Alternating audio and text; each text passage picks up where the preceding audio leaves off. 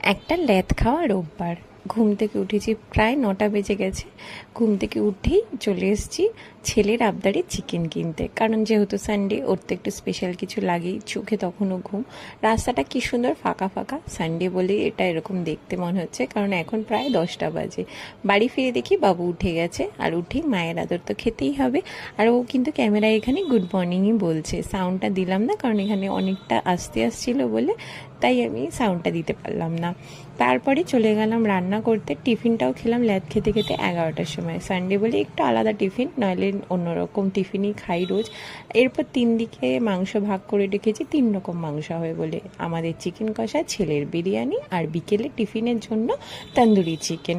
যাই হোক, তারপরে রান্না বান্না করে খাওয়া দাওয়া করে বিকেলবেলা ঘুম থেকে উঠে তৈরি করে নিলাম একটু তন্দুরি চিকেন। ঠিক করেছিলাম এই রোববারটা কোথাও যাব না, বাড়িতেই থাকবো। সেই রকমই একটা ল্যাদ খাওয়া রোববার কাটালাম। আর তোমরা কিন্তু সাবস্ক্রাইব করে যেও, আর লাইকটা অবশ্যই করো। টাটা।